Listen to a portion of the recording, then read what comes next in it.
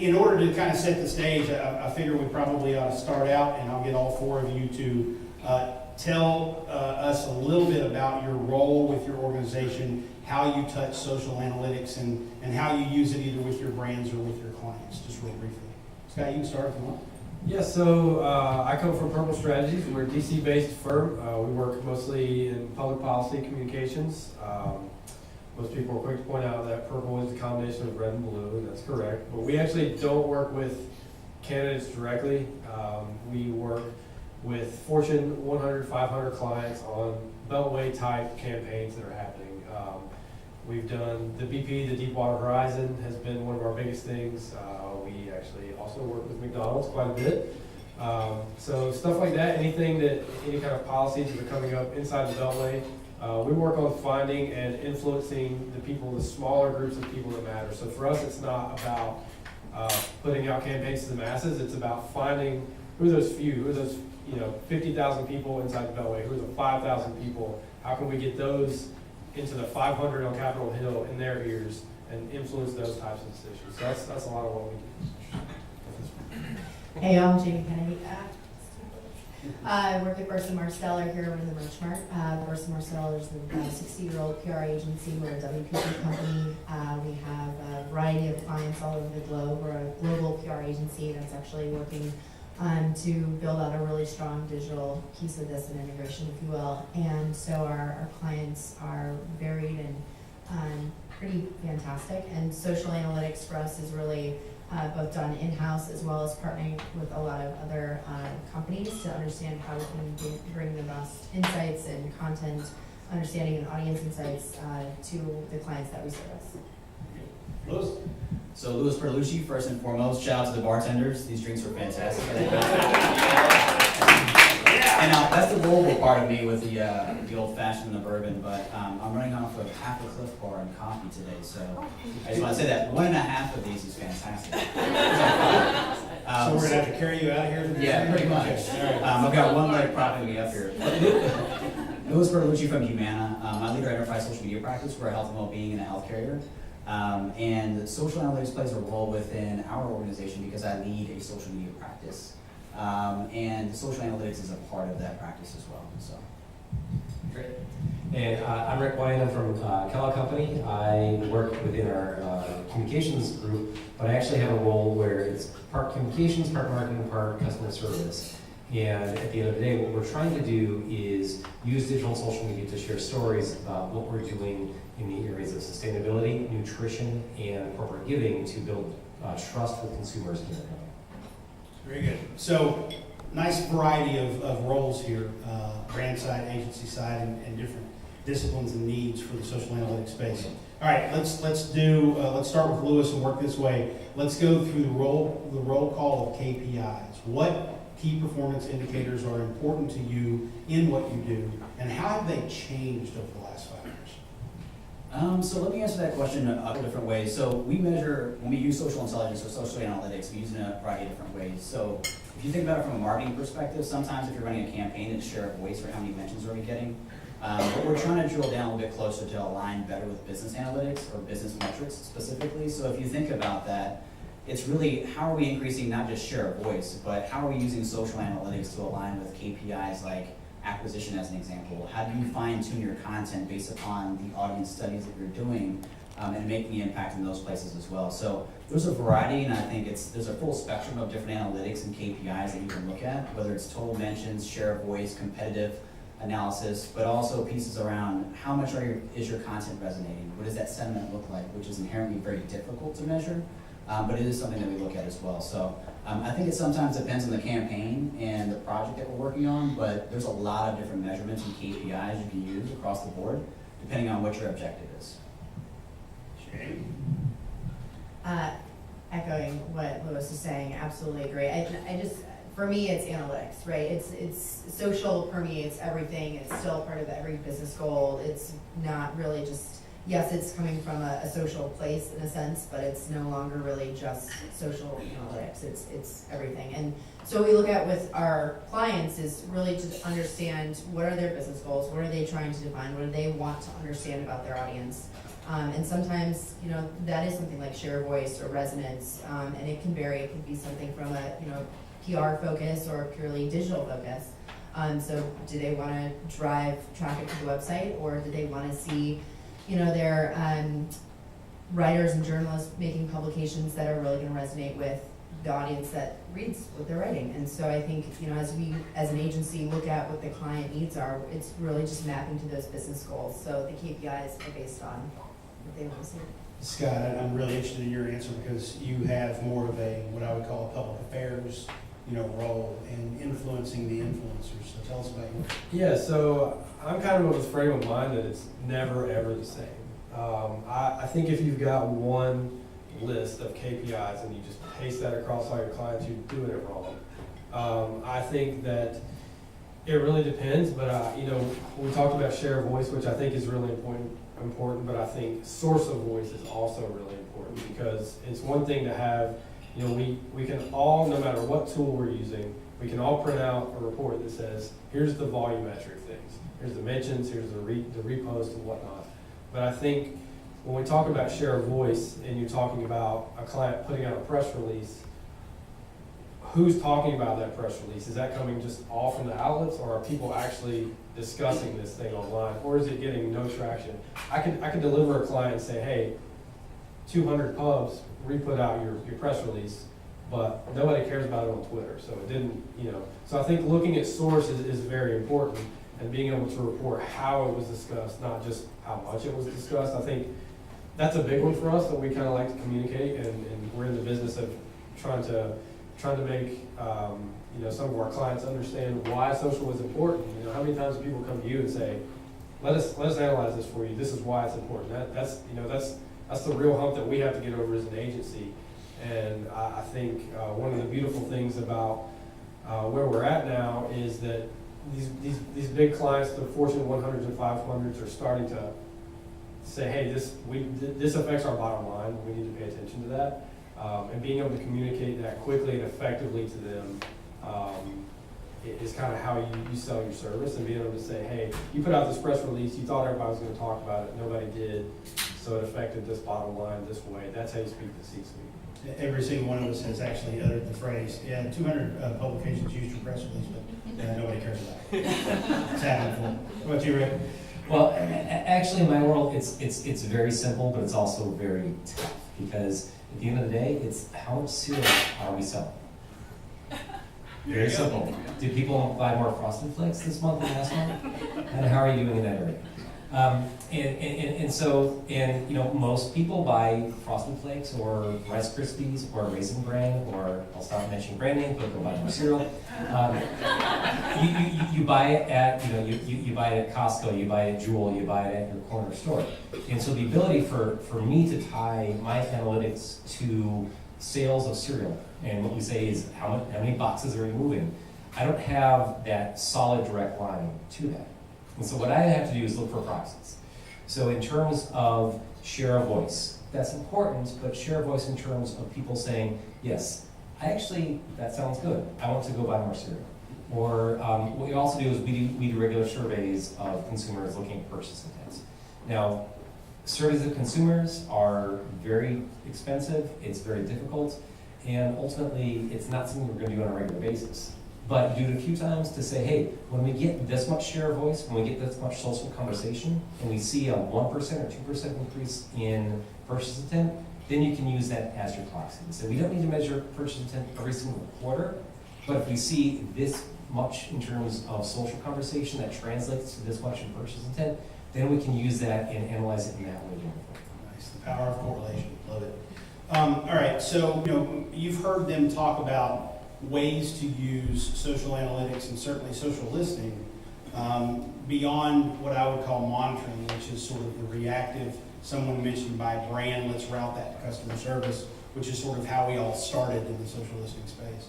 I wanted to ask, and anybody can answer this, or all of you or one of you, it doesn't matter, But how are you using social listening to gather customer insights, and what business units are now tapping into that within your client set or within your company? Because it's becoming, at least in what I've seen, more of a trend that companies are saying, okay, we're not so much concerned about how many people are mentioning us and routing that to customer service, but what can we understand about our customers by looking at the conversations?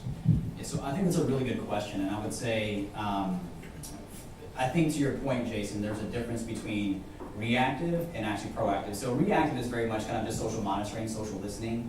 That's very customer service oriented, very kind of brand protection, crisis communications type of aspect there, where you're just monitoring your brand and reacting to it. But there's also the piece that's very proactive. And I think the proactive piece that we're talking about is really understanding your audience. So let's say for Humana as an example, Medicare is a big audience for us. And we're not just listening for Medicare as a key term, as a key example, but we're looking for that audience in particular. What are they talking about? And if you kind of do that deep insight and that deep analysis, what you'll find out as an example maybe here that I can give is that they're not maybe talking about health insurance, but they're talking about adjacencies to health insurance. And maybe a good example of that is I'm planning for Social Security, and I also need to plan for my health insurance because it's a big part of what we do as far as cost is concerned. So how do we make sure that we're serving our audiences with that content based on these adjacencies as well? So and my advice would be, if anyone's getting into like audience insights or social intelligence, and that's the difference between social listening, social intelligence is really taking that, making sense of all that chatter out there, and then turning it into something that's actionable. I would say start with one use case, prove it out, and then to your last point, it was really around how many people are asking for it. Everyone in the organization is asking for it now because they see the value of it. So prove the case study out with one line of business or one area within your organization. And then what you'll see is a lot of people start knocking at your door. I don't know if that's good or bad, it's both. But it's something to think about as far as how do you scale that out and get buy-in from the C-suite and other people in the organization. Anybody else want to take a stab? It's okay if you don't. Yeah, I have kind of a little bit different view, but I think a good story to pull out from this is don't be afraid, if you're using these tools, don't be afraid to stand up and say, hey, this is right. If something looks like an anomaly, it's usually a really great piece of information that you want to pull out. And a good example that I have, not necessarily product-wise, but the way that it helped inform some of our other clients was last April, when the elections were just starting to get going. We pulled out a piece of information off of our social analytics that said Bernie was making really big ground on Tumblr. And most people were like, this has got to be a joke. But I think you have to, but the key to that is we took that and I went to the partners and I said, here's a huge spike that's happening on Tumblr. We don't know exactly what it means yet, but Bernie is coming. 2 months later, Purple Strategies was the first national firm to run a poll that showed Bernie way up on Hillary, and now we've seen where Bernie's been able to come. So I think, when if you find a piece of information like that can serve different clients, and it looks like an anomaly, investigate it and trust the information. Dig into it and make sure that it's accurate, but be okay stepping up and saying, hey, this is a really important piece of information just because it's on social media, because a lot of times the C-suites, maybe they don't necessarily understand the value, but be okay communicating that and kind of stepping up and saying, hey, this is happening, because we have that all the time where we throw a piece of information like that out there and it ends up being really valuable. Well, and go ahead, Rick. I was just going to share, in terms of looking at the analytics, I think it's also important to look at it as not as how do we set up the report that's going to tell us something week by week, month by month, but look at it as a living, breathing opportunity to learn more about the business. And I'll share some McDonald's experience there. I helped set up the first social analytics reporting that we were doing at McDonald's back in 2010. And then, it was all very new. So we were looking at, what are the top trending things about McDonald's? Who are people talking? What are people saying about McDonald's? And wow, Big Mac is trending. That's a big deal. Okay. But then they're like, all right, well that's fine. But then what are we doing with that? What is the real opportunity there? And so we were always asking ourselves this question of, okay, well it's fine that this is popular, but then what does that mean? It's fine that this is happening here, but what does that mean? And what we realized over time, and actually, so some of the work that we did with Purple, is we realized that when it comes to social conversations around that brand, around the McDonald's brand overall, there's a lot of people who really love the brand. There's a lot of people who didn't. Looking at that middle, of people who were sharing random thoughts about it, people who were sharing Foursquare check-ins about McDonald's. There were more interesting opportunities to understand consumers who were on the fence, people who weren't going to McDonald's all the time, as opposed to the super fans and the super avoiders. Yeah, and I love the segmentation there of understanding who your fans are versus your detractors versus that middle area. And I know that, you know, we talked on a call a couple weeks ago as we were sort of prepping for this. We were talking about developing consumer personas and how you can use social listening to start to carve out maybe even more granular personas than a traditional research firm might with focus groups and whatnot. And we had some interesting conversation around that. So, Rick, I'll start with you, and then I'll pass along, and let's go Jamie and Lewis and come back to Scott, because I've got a really good follow-up for Scott on this personas question. But how have you been able to apply personas in any of your previous roles or even your current one? Yeah. Well, here's one thing I'll say, and you know, there's definitely a role, no matter what company that's there, there's somebody who doesn't like that company. And with all due respect to my buddy Jay Baer, he writes a great book called Hug Your Haters. I gotta say, the people who hate you, if you can't convert them, then don't bother trying to convert them, because it's a lost cause. And again, back in my McDonald's days, and I can see this at Kellogg too, the fact of the matter is that there's certain people who don't like you for whatever reason.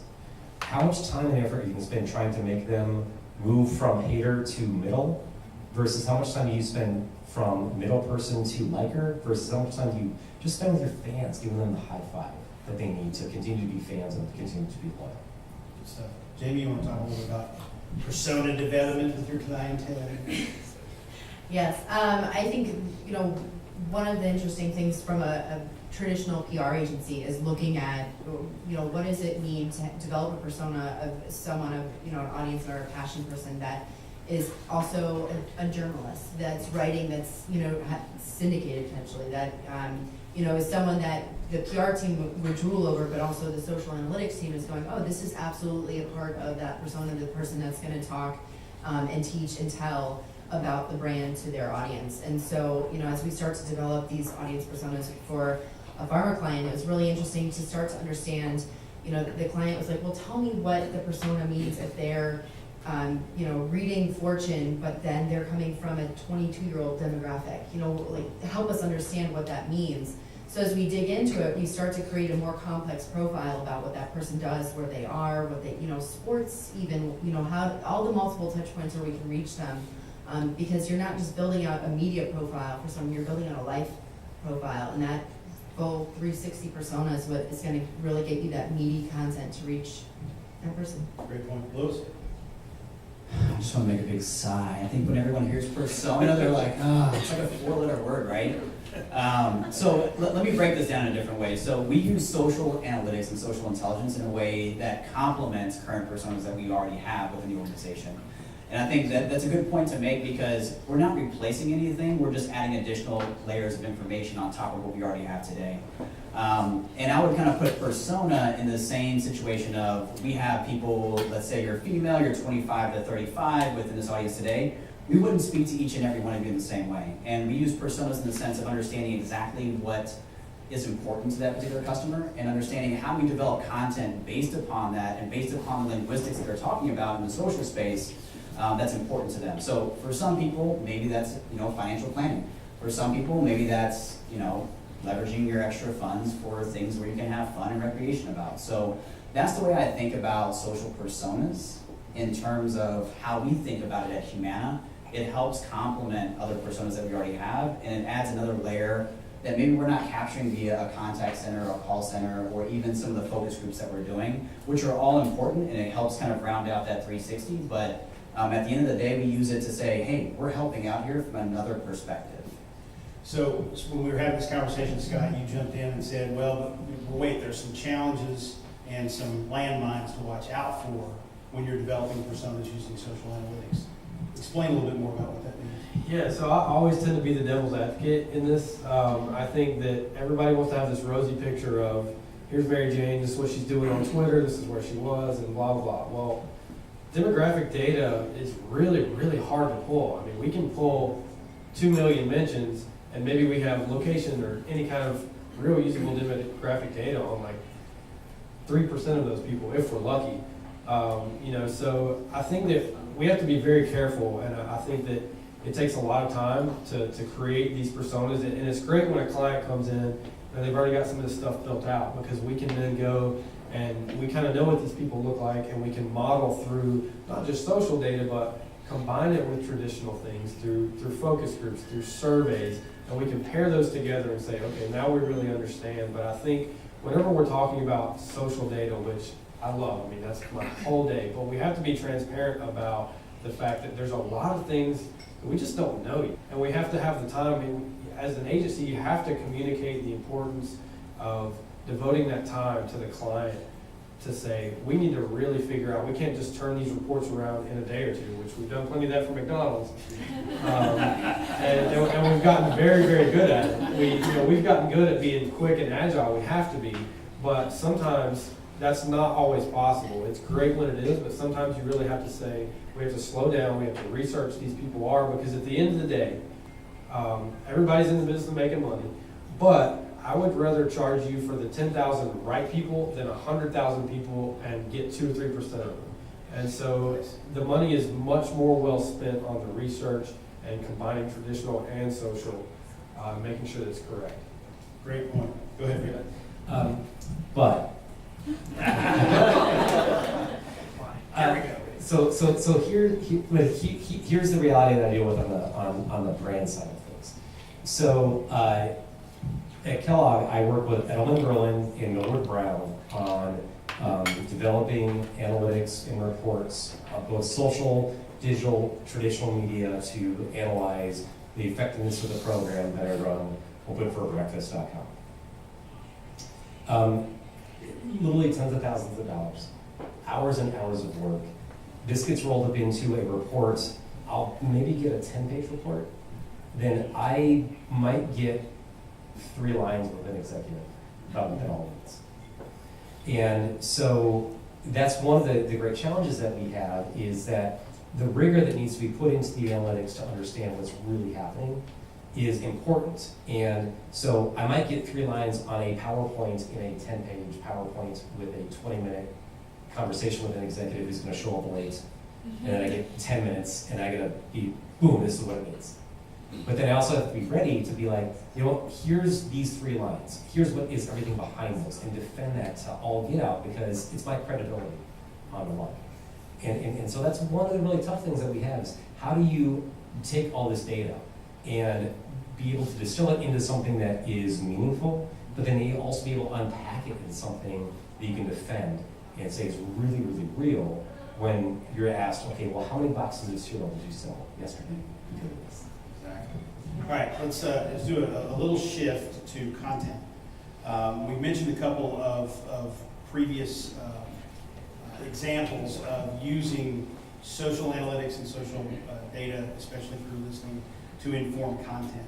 I would love to know your maybe a favorite example, or maybe how you are using social listening or social analytics to inform your content teams to improve that content for a given audience or your total audience. We'll start with Jane. Let's go first. With a lot of our clients, once we've developed the personas, once we've baked in kind of, this multi-view of traditional, and we have a really great robust profile, and we're educating the client on how to interpret and actually read that profile. What does that truly mean? Because the C-suite guys, they're not really concerned with all the implications, just the top lines there. But for the content development piece, it's educating within those messaging pillars, if you will. So the tone, is it trustworthiness, is it sincerity, and aligning the messaging to fit to both those pillars, as well as the constructs of the messaging that we can glean from what the audience is interested in. So, when we talk to our brands, our clients, it's, okay, so we have these 3 really great pillars that we know represent your brand, and we know that your audience is interested in these things. Let's start to call through what exactly that messaging is going to be both, long time out, reactionary, proactive, and then day-to-day to reach that end consumer. Louis? Yeah, so the really exciting stuff about Medicare and healthcare, right? Really exciting. So I'm going to give you an example that's maybe not healthcare related, but it gives you the struggle, right? So, and the struggle is real with healthcare. It's very difficult, right? So one of the things we do is we partner with national parks. So sponsorships is a good way that we look at how do we make our brand more enticing and more engaging. And one of the things we did before we even engaged with national parks is we did some social intelligence and understood what are people talking about? What are the passion points, right? And from that, how many people would love to have a 1 penny cost per engagement on Facebook?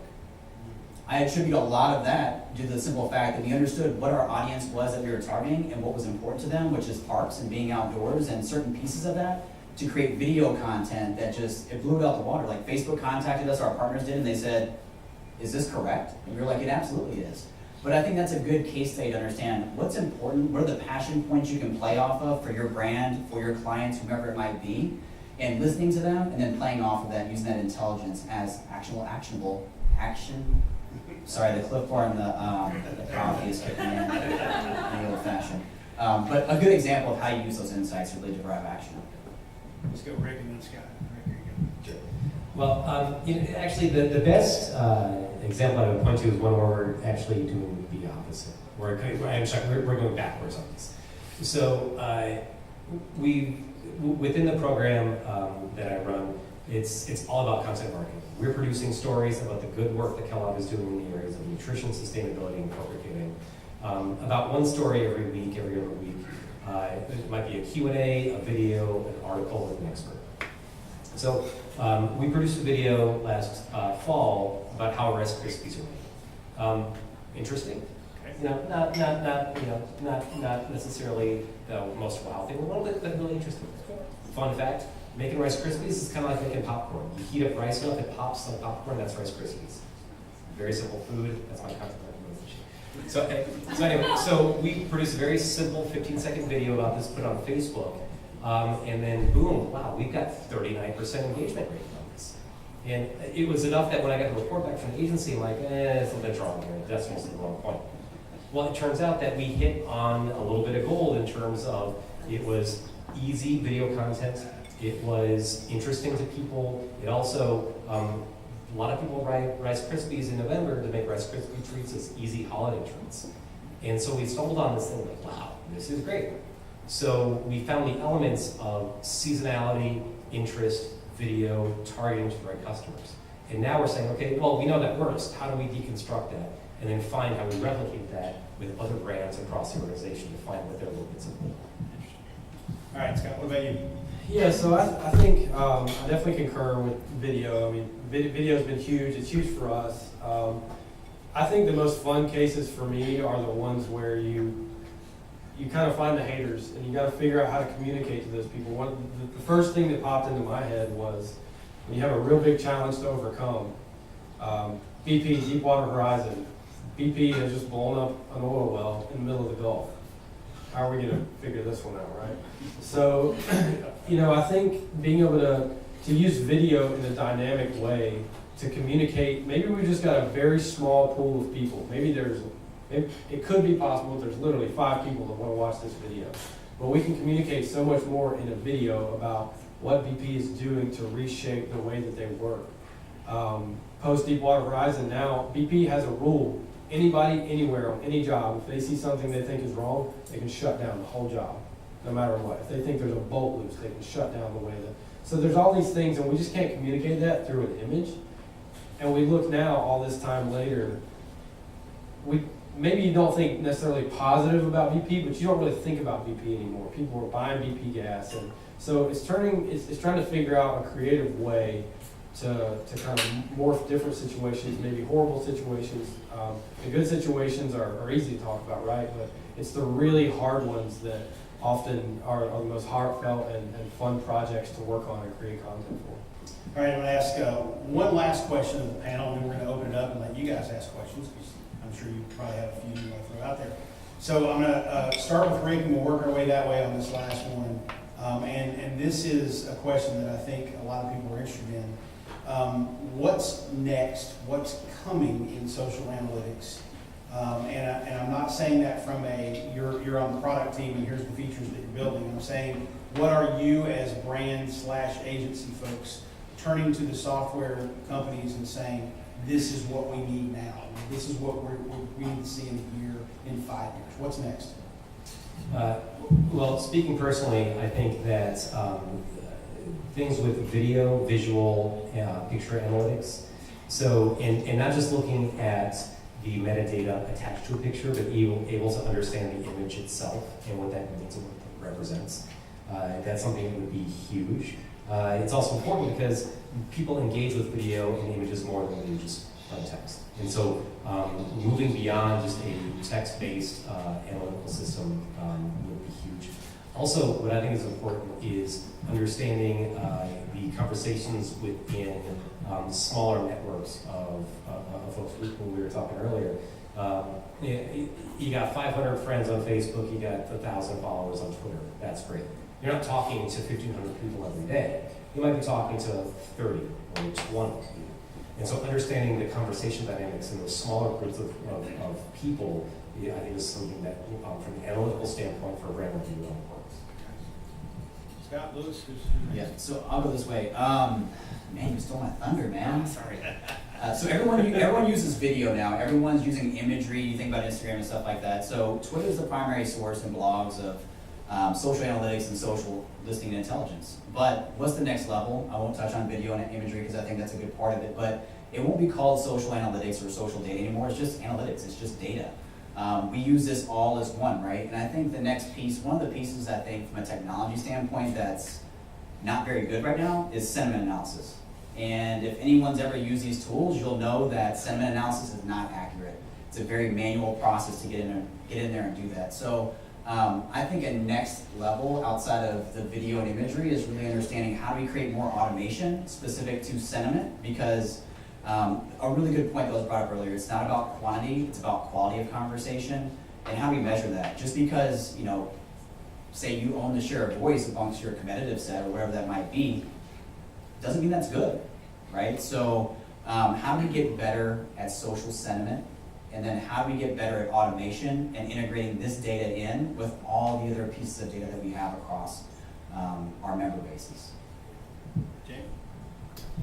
I think one thing I'd really like to see is an advance in linguistics. It's being able to have a really expansive vocabulary that you're pulling in. And as you were talking about earlier, Jason, it's not just, you might have a client that's just based in North America, but I don't know if you've all noticed, but we aren't speaking English anymore.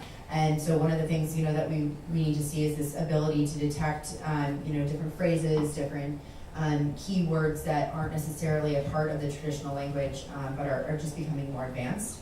And as Rick said, I'd really love to see, there's some amazing data software out there right now that's really pulling in and capturing that picture analytics and how it's, sports fans in here, the NBA is now allowing sponsorship material all over the jerseys. These opportunities provide us the chance to go in and say, okay, if our brand is on a jersey, what does that mean? How do we start to capture that? So I think it's going to be really, really interesting as we start to look at the visual capture that data can provide. And for the net-based folks, I can help out with the development of the redneck language. You guys need to know that. All right, Scott. Yeah, so I think mine is a little different, but just to touch on the sentiment and the language, I think that's the ultimate challenge, right? Is how do we get sentiment to be accurate? I'm not sure that it's never going to be 100% if somebody tells you that in a lie in your face. Languages are so hard too because slang changes. It changes every generation, it changes every year. We're using new words. And so that's such a tough one to pick up on. But for us as a firm, I think figuring out those one-to-one connections. If I can get your handle, then I can get your email, then I can go to an external data provider and figure out specific data about you. And we're to the point now where maybe we like it, some of us, maybe some of us don't like it, but every single day we're putting out thousands of data points on ourselves. And we're getting to the point as a firm now where we can start, maybe we start very granular, maybe we have nothing, But if I have your Twitter handle, it might take me a while, but I can find your email. If I find your email, I can find your cookie matches. And so it is, but that's the ultimate thing. When we're trying to sell you guys these personas or whatnot, the more accurate we can be, the more we can affect your bottom line, and it's easier to communicate to the C-suite. So I think for us, it's finding that one-to-one connection and making it work. So what he just said is he's that freaky guy on House of Cards. All right, we need to open it up for a few questions here. So I'm gonna start over here. I'll play. This is Chicago. I can play Phil Donahue, right? Here we go. You guys have done a great job of really helping us understand some of that analytical abilities that social provides. I'd love to take a step back. What do you feel as people who are dealing with organizations across a variety of levels? What are the things that social allows you to access that you can't access elsewhere? I mean, knowing we all deal with a world where we have focus groups, we have ethnography, we have all these other things. What are the things that social allows you to access you can't get elsewhere? And then I have a very specific question for Scott, based on your models. Who's our next president? So I can say, I think one of the benefits of social outside of a traditional focus group is it's the largest unsolicited focus group you can get. And unsolicited, I think, is the key word as well, which is you can hone in on hundreds of thousands of conversations, if not millions of conversations about people talking about, maybe it's not your brand, maybe it's not a particular product, but it's talking about maybe just your key demographic you want to focus in on, right? Maybe it's millennials, maybe it's seniors, whatever it might be. And I think that's the opportunity there, which is really understanding what are people saying, and then how do you correlate that back to your brand? And it's unsolicited, so they're not being led by any means. And I think not to say that a traditional focus group or those types of studies have any flaws in them, but I think again this adds a different layer and a different lens on top of the data that you already have.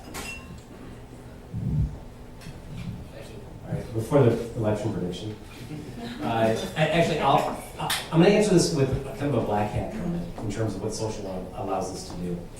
And so, and this is more on the ads than the analytical side, but with understanding our social analytics allows us to target consumers in different ways. And we talked about that briefly before. But here's what I'll call a black hat example. But the program that I run at Kellogg, I could go to Facebook and say, hey, we have this story about some work that we're doing at Kellogg. I want this to show up on the Facebook feeds of people who list their employers Kellogg's in Western Michigan. So, Kellogg's headquartered in Battle Creek, Michigan, a town of 35,000 people. It'd be very easy to target those people and then have my program show up in their Facebook feeds, and then people all over the office be like, hey, wow, I saw this all on Facebook. This is great. And so part of that is understanding the responsibility that we have as marketers and communicators to know that, yes, we can really target people, but we have to really be careful about how we do that and make sure that we're doing it in a responsible way. All right, here's the election. So I'm gonna let you go last so you can take me out of this hole. I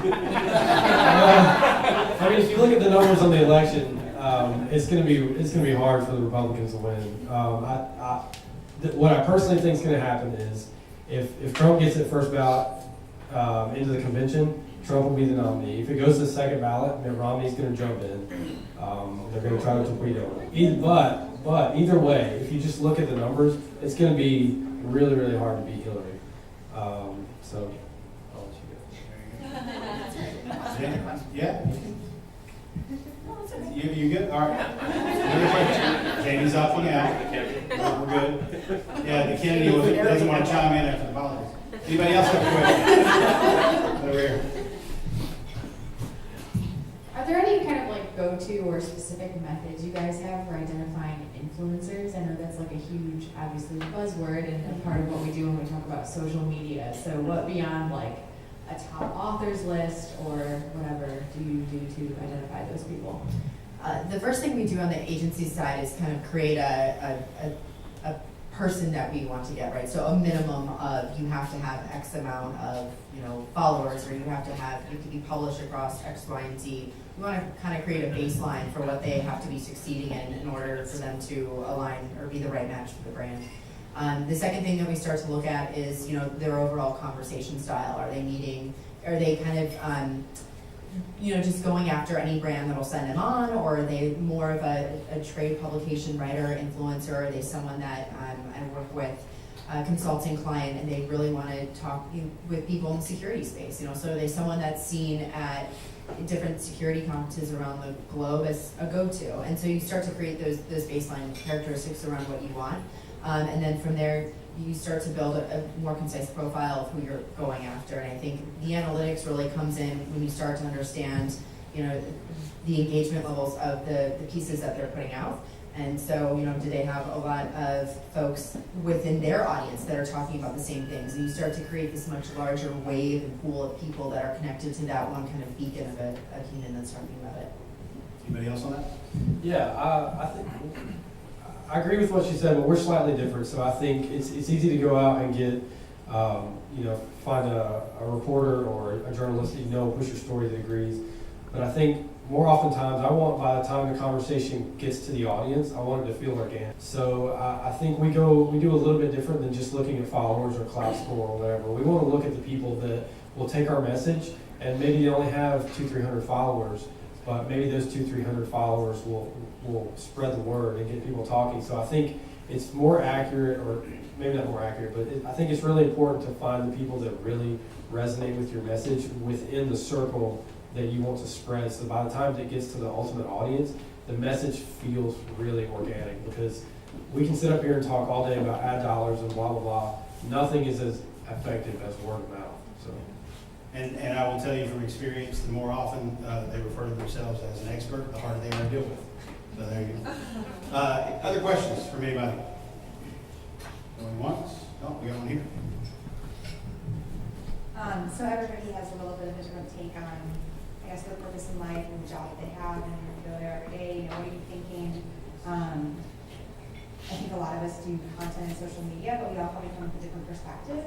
So I'm curious, when you wake up in the morning, if you have kind of a mantra or a philosophy that you're thinking, like, today I'm going to, mine is probably like customer, right? Like, gonna win for the customer today. So like when you go to work every day, like I'm shooting for, like, what are you trying to do?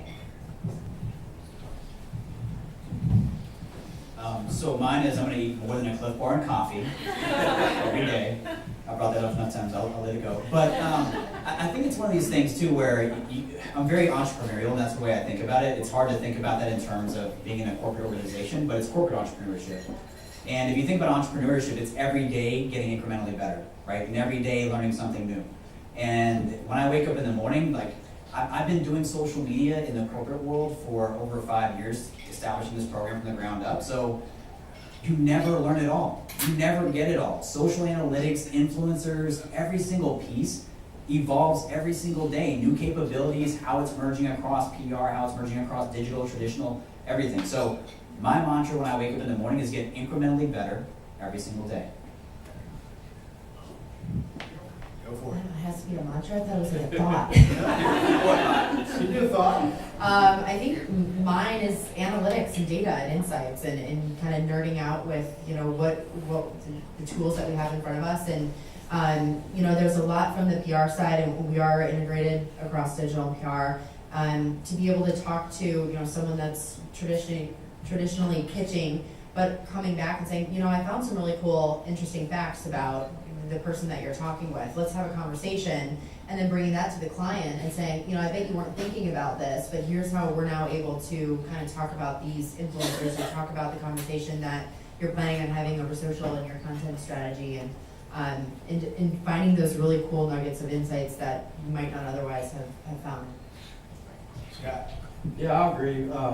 My background is in statistics, so mine is just to really always stand up for and trust the data. Sometimes I think it's hard to walk into a presentation when the client wants to hear everything be rosy, and you have to say, this is not really that great. So it's really to kind of hold your ground and believe in the information that you're finding, to believe in yourself, to stand up and say, hey, this is a problem, or this is great. And so.